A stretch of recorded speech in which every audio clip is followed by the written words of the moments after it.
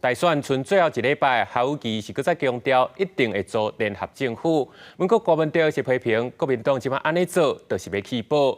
虽然拿八是甲袂成，不过两人是拢批评赖清德到尾选举啊，才要公开高端的合约。因赖清德是表示，国民有了解权利，所以应该爱公布。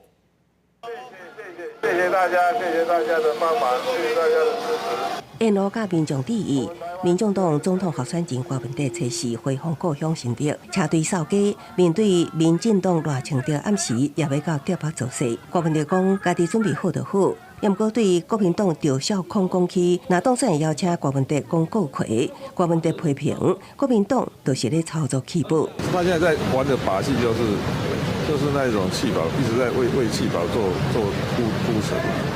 还有一点这一种话，照上康出来讲，本身就是一个失格。在蓝白河议题里面，我答应要成立联合内阁。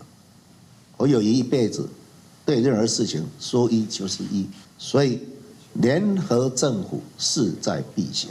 国民党侯友宜强调会用人为才，那大选进前发生新北市中生和同学攻击死亡，死刑的尊费议题搁铺就台面。侯友宜提出防治校园暴力四大主张，司法监管顶界辅导加强安检加重刑罚。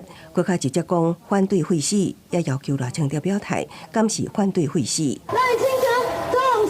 赖清德早起到桃园孤山寿山馆，观音寺参香祈福。因为高端议题选情继续向高度检视，赖清德捌发声赞成公开高端要不要合约，那是向侯友宜批评拍击球。郭文德更加批评赖清德一直是副总统，今年花前煞对高端争议无出声，赖清德亲自回应。我坚定的主张，因为高端的合约已经立法院调阅过，监察院也已经调查过。基于人民知的公益的精神，高端的合约应该是要公布。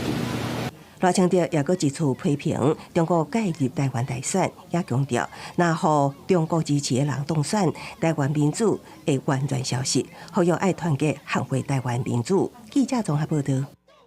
今日副总。